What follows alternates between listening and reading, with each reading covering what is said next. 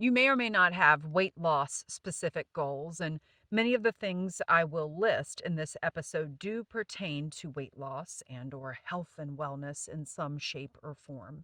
But even if your goal isn't to lose weight, maybe this episode will inspire you to not jump on the newest fad, sale, or trend, and it may even make you question the things your doctor's recommending.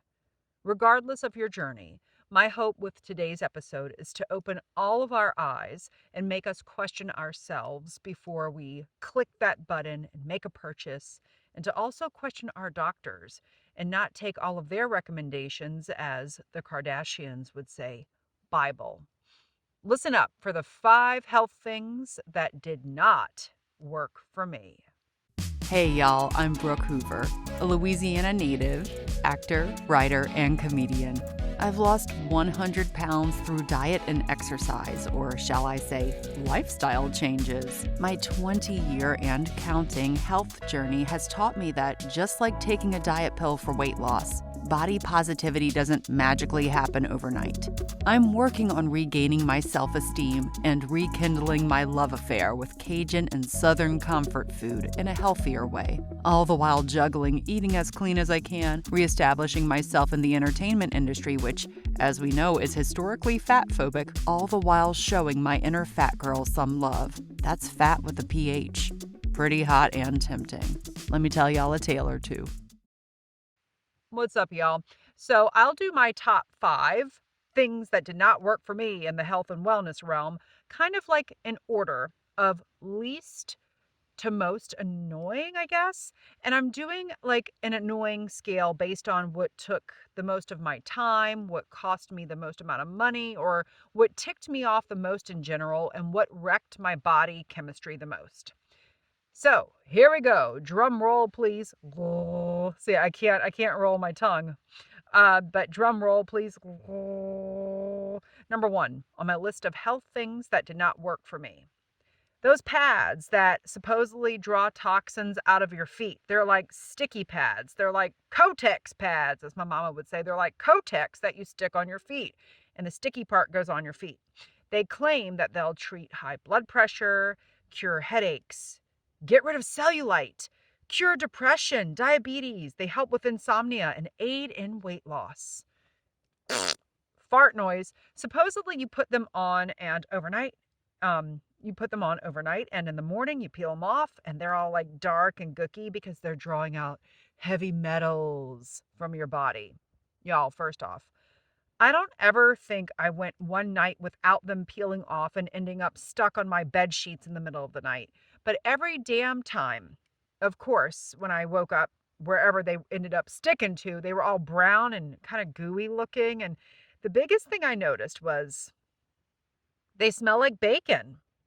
Have any of y'all ever done this? I mean, that's like not a rhetorical question, but a question that I'm asking you, and then I'm recording and you'll be answering me, but I won't know you're answering me, but I'll feel like you are. If you've tried these sticky feet pads, have y'all noticed that they smell like bacon? And I was wondering, is it drawing bacon toxins out of me? If all of our toxins smell like bacon, then I think the world would be a better place. They didn't help me with jack shit other than I kind of mentally felt like psychosomatically felt I was detoxing. But as with any kind of detox, y'all, we naturally detox every day by peeing and pooping and sweating and all that jazz. And believe me, if you're farting and burping, it does kind of sound like a jazz symphony. New Orleans jazz. We don't need to like these things that claim to be some sort of magic detox, right? So if it sounds too good to be true, it is too good to be true. These foot pads honestly would have been marketed better if they would have just said, hey, you want to smell bacon? Well, put these on your feet, and in the morning you'll wake up to the smell of bacon without putting in the legwork of frying it up yourself, because you're frying yourself, technically. You're smelling yourself, you disgusting little piggy. Next. So number 2 on my list of health things that did not work for me. As I swallow my saliva, it was a saliva kit test to measure my hormone levels.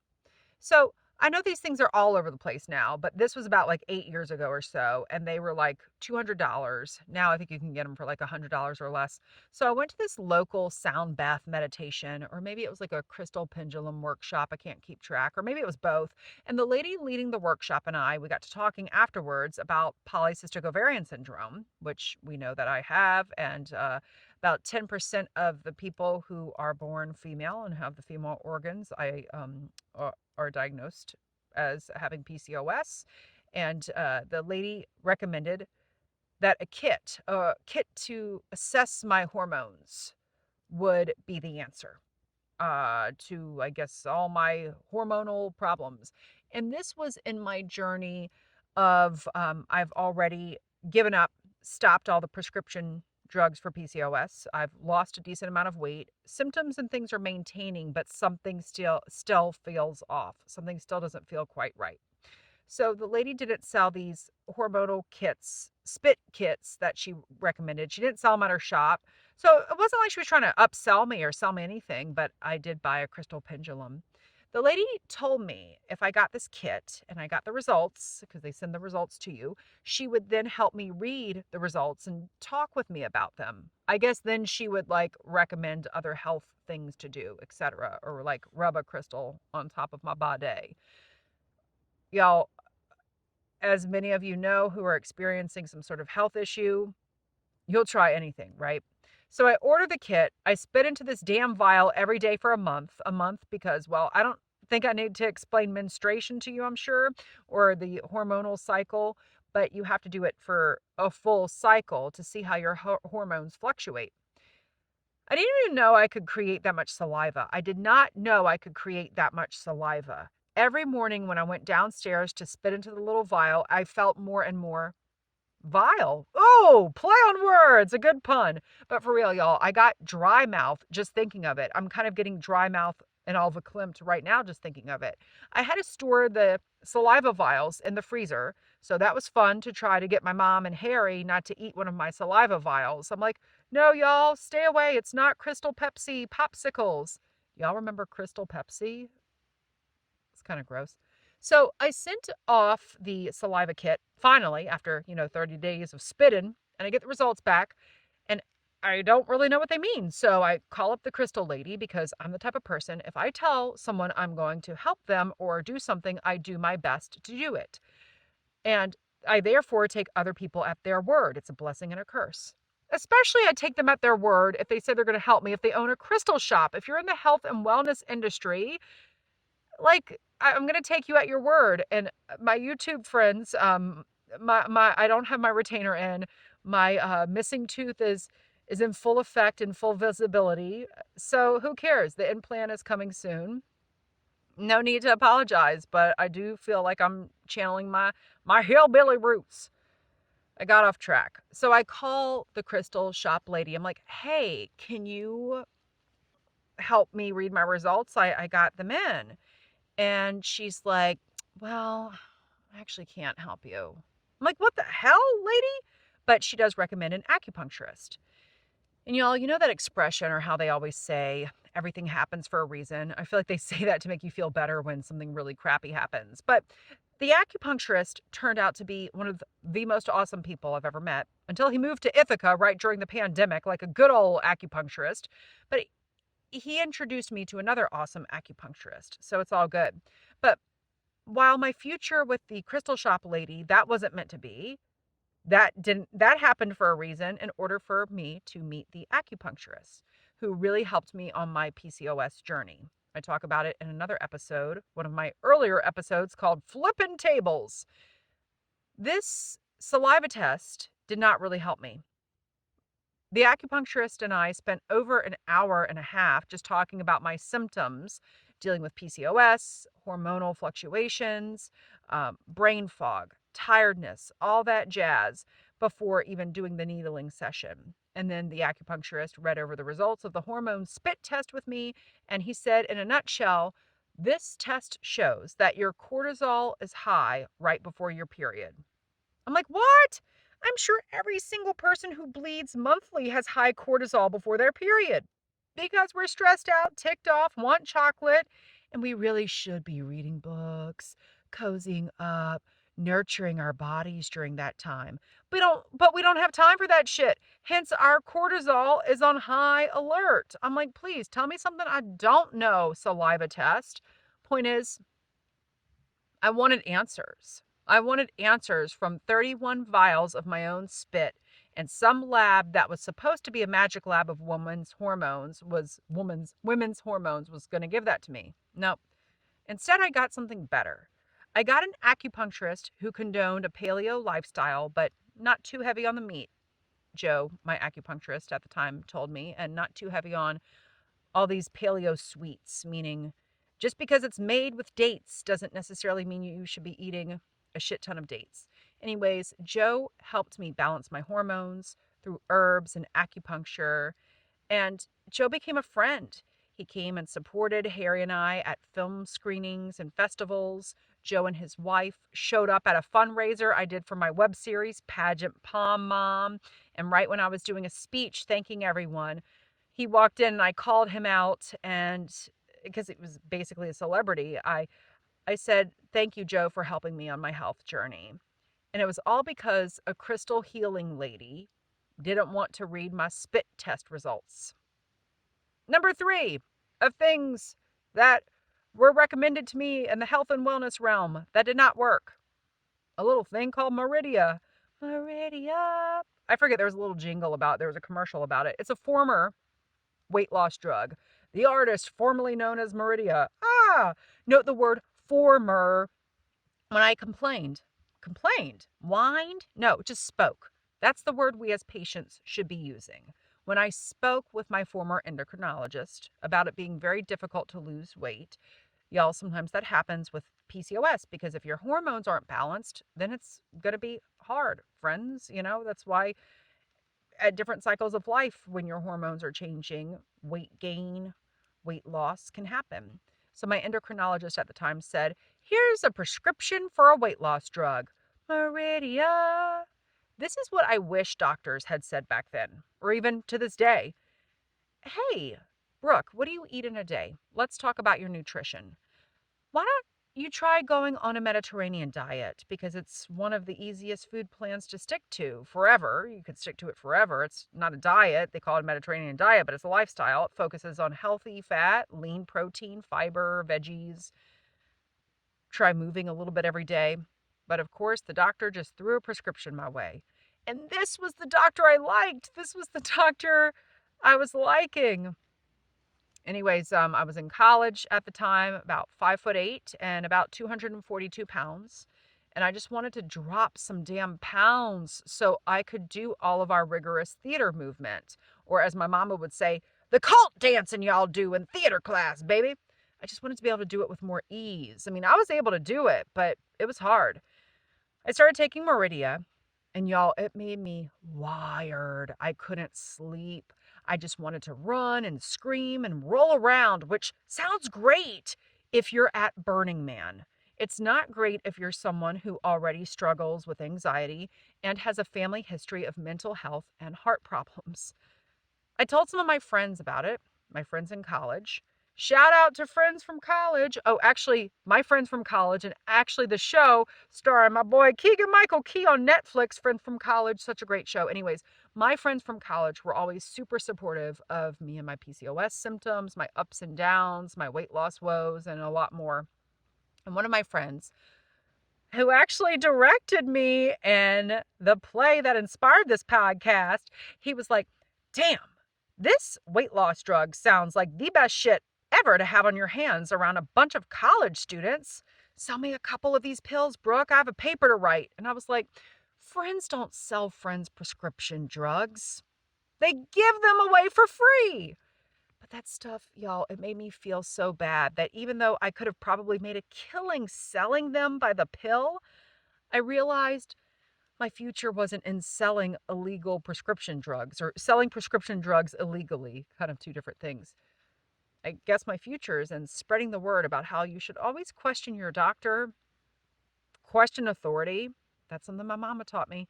And know your body, know your body. I'm very lucky that I'm able to feel cues from my body. One of my goals with this podcast is to encourage all of us to kind of feel those cues with our body, mental, physical, with our instinct. Anyway, it can be a blessing and a curse sometimes, but that really tells you something when a broke college student could make a killing off of these Meridia drugs, but instead they'd rather save other college kids by flushing the damn Meridia down the communal bathroom's toilet. I was prescribed Meridia circa 2001. Meridia was taken off the market in 2010 because it caused too many deaths. Too many deaths. So it's really hard for me to say the word death, like hard on a literal and figurative level. But yeah, it was taken off the market, friends. I'm glad I really wasn't part of that shit, legally or illegally. Let's pause. A lot of peeps might be saying, Brooke, you're talking out your sometimes. I do a lot of research, folks. A lot of my research comes from the Mayo Health Clinic, etc. I I don't just blindly say this. I say this from experience and from research. So this particular little factoid was verified with several different articles, but specifically Mayo Clinic. It was taken off the market in 2010 because it caused death. Too much death. Ridiculous, y'all. The shit people will go through to lose weight for whatever the reason. So let's talk about number 4. I used to have like this Groupon and Living Social addiction. Y'all remember a Living Social? Do they still exist? Anyways, I saw this deal that was just too good to be true. Spend $89 for $450 worth of fat sucking. Well, they didn't call it that, but it was basically non-surgical liposuction, no downtime, no recovery period, minimally invasive, and it would get rid of your fat like magic. Sign me up! Because I was a Living Social / Groupon addict, but also always on a budget, I did the $89 deal for one area. I could have done the $250 deal for like 3 areas, but I'm like, let's try this with my second boob fat first, and we'll go from there. So second boob fat is just like it sounds. It's that area right underneath your boobs. I'm touching mine right now, where the second boobs without nipples can form. So I go to the place. That's actually a technical term. The Mayo Clinic did also suggest that second boob fat, I'm validating second boob fat from the Mayo Clinic. No, that's bogus. Second boob fat is what I call it. Probably what other friends who have second boob fat call it. Hey, shout out if you got second boob fat. Anyway, so I go to blast my second boob fat with this Living Social to this place on Madison Avenue in New York City. Classy. I go in and there's this balding middle-aged man wiping like ketchup off his shirt. Not classy, not what I expected. I mean, I did get a steal of a deal on Living Social, but I expected more from the staff than like some guy who just kind of visited the condiment station at Costco. I go and check in and he's got like this thick Russian accent and I'm looking around, like looking for other employees or looking for other fat with the PH people. Pretty hot and tempting folks waiting to have their fat with an F sucked, and there's no one there. It's just me and this man. I'm fixing to have to get naked with someone, so I ask him, are you gonna be the one to suck my fat? He goes, yes, honey. And I'm like, I'm a woman and I don't know if I feel comfortable. He goes, it's okay. I do the ladies. Oh, okay. You do not do this, lady. I mean, there's probably like a language barrier, but no, maybe not. You will not do this, lady. I say, look, I know I'm like just a Living Social person, but I feel uncomfortable being half naked with a man. So he says, I'll call in the lady, but you'll have to wait. So I wait for the lady for like about an hour. I kill time reading a Cosmopolitan magazine on their like little end table. And just when I'm about to get to one of Cosmo's infamous sexy articles, I see the Russian man staring at me. I'm almost surprised he doesn't chime in and say, I read this article. It's good learning about the special spots on the ladies. But a real life woman walks in, the backup employee. She reminds me of Claire Huxtable from The Cosby Show. She's warm and endearing, and she's there to save the day, or at least suck my fat. Kind of like in that Blossom episode, when Claire Huxtable swoops in and explains to Blossom how a period works by using the frosting on the cake. Anyways, The lady takes me into a room and she, obviously has me expose a second boob fat, and the machine sucks my fat. It doesn't hurt. We tell some tales, share some good stories. Lovely lady. I apologize for making the Russian man have to call her in on her day off. And I told her I just don't feel comfortable with myself, with my fat, with the PH or fat with the F. And she's like, honey, I totally get it. So I feel a little less bad, but I still got my fat on me after $89 reading 3/4 of a Cosmo magazine and feeling like I may be felt up by some Russian man. It just wasn't worth it because I didn't notice any difference, like at all, y'all. The magic fat sucking machine didn't work. But then again, I wonder if I would have had the Russian man do it. Would it have worked? Would he have done like some hardcore trick? Anyways, when something sounds like it's too good to be true, it is. And it may or may not have a random dude with ketchup stains as part of the package deal. So beware of these deals, y'all. These steals and deals. And y'all, this is where we need the drum roll. Oh. I feel like, in Christmas Vacation when Beverly D'Angelo's character, what's her name? Not Audrey, Ellen Griswold. She's trying to do the drum roll, and they're all doing the drum roll. Doris Roberts, God rest her soul, is trying to do it, and she's drinking a martini. Anyways, anytime I do a drum roll, I always think of Christmas Vacation. Anyways, drum roll, think of Christmas Vacation. Oh. Number 5, my least favorite thing that I ever tried in the health and wellness realm, Ally. ALLI. It's an over-the-counter weight loss drug that is still on the market. It didn't rev me up like Meridia. It didn't make me racy, but hear me out, y'all. Ages ago, I was seeing a doctor, and by seeing, I mean like I was going to, not dating, although I did date like this med student once. He was really good looking, but such a rude mofo. Anyways, I was seeing this doctor who a friend had recommended. But I knew this doctor was like not really for me, but I needed a doctor. And I was like, oh, she's a female. I'm a female. She'll get me. Not always the case, friends. Not always the case. Keep kissing those frogs till you meet the handsome prince when it comes to doctors. Got to readjust my seat here. But I talked with this doctor, who wasn't my favorite doctor, about my polycystic ovarian syndromes.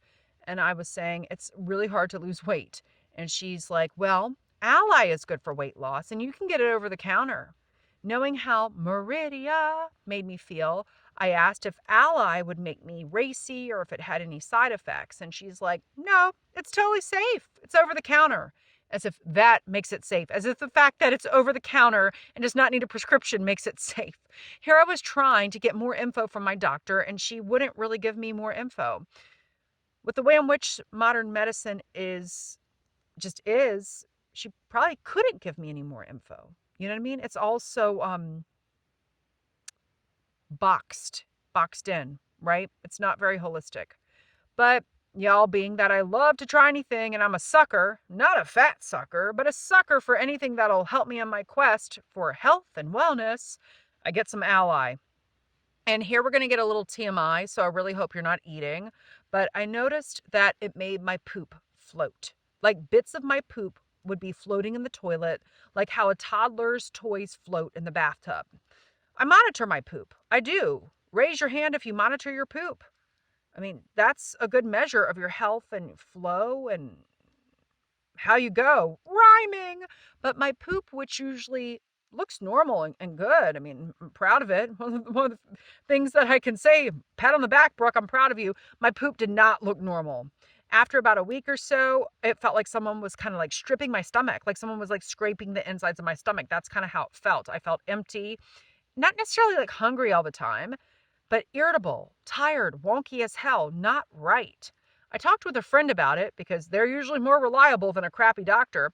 And I was like, this stuff is just not making me feel right. And my friend was like, oh, Ally, that's the stuff that makes your poop float. And I was like, whoa, it isn't just me. It's not magical poop floating. I'm not magical with magical poop floating. I learned more about Ally and how it works by holding out some of the, I'm tripping up on my words here, y'all. I learned more about Ally. I educated myself on Ally and how it works. This is how it works. In a nutshell, it holds out some of the fat that your body would normally absorb. And that's how it helps you lose weight. Now, at the time, and still to this day, most of all the fat I eat is healthy fat. Our bodies need fat from like avocados, nuts, salmon, brain health, hormonal health, satiety. It helps you feel full. You need fat, especially if you have PCOS. You need fat. It helps you balance those blood sugar spikes. Ally was stripping all of that, literally all my nutrients from me, and that's why my poop was floating like sunken people from the Titanic. Sorry for the grim analogy. I'm a comedian. That's what I do. Deal with trauma in a really weird way. Ally was like as much of an ally as like some middle-aged white woman in Montclair, New Jersey, who has like the rainbow flag and Black Lives Matter sign on her perfectly manicured lawn of her $3 million home, sucking down her matcha latte from her Stanley cup while she's secretly hoping that her son isn't gay so she can be a normal, upstanding member of society. And vote Democrat always. Sorry, I just don't like hypocrites. Anyways, I went on a tangent. Those damn Stanley cups. Anyways, I think what ticked me off the most about Ally was that if they can make something that won't let the fat absorb into our bodies, why can't they do it with sugar? That's the thing. Sugar's the thing that tends to mess up all of us, especially me and my polycystic ovarian syndrome friends. Too much sugar and turning food into sugar, like white carbs or potatoes, etc., into sugar if we don't process it, and it affects your insulin resistance and all that jazz. Much like the spit take hormonal level test I did, this was a roadblock along the way to my health journey, because a few months later, I got kidney stones. My usual doctor, the Ally doctor, not my ally, get it, was so busy that I had to see her partner in crime. And to this day, I'm still seeing her partner as my regular doctor. A doctor who truly is my ally because she knows me to a T, knows I don't want a quick fix, knows to not shame me about my weight because she knows I have put in and I'm willing to keep putting in the work for managing my PCOS symptoms, for managing now perimenopause symptoms, putting in the work for my health and wellness. And yes, weight loss was a side effect of me managing my health and wellness. Again, I'm not condoning you must lose weight to lose weight. No, I'm saying that can happen for folks. But I do it the good old-fashioned way. Doing this health and wellness management without any tricks or gimmicks is the way to go. Though, as we all know, I tried at least 5 very whack gimmicks along the way. Thanks so much for listening, y'all. It is my hope to inspire, uplift, and entertain you with this Who's Dat Fat Girl podcast. So, if you're hungry for more, you can book me to speak or perform my solo show that inspired this podcast, Fat Girl Costumes, written by yours truly and directed by Brian Lady at your virtual or in-person event. Please visit brookehoover.com/fluffybuttproductions or email me at contactbrookhoover@gmail.com for more info. And let's follow each other on Instagram. I'm at Brooke Hoover, and the O's in my name are not the letter O, they're zeros. Not because I want to be a size 0, but because I guess I'm just so clever with my late 90s Yahoo self. And if you like this podcast, which I really hope you do, please give me a 5-star rating and write a review on Apple Podcasts. And most importantly, share this with your friends, family, and other people you may know who are as fat as we are. That's fat with a PH.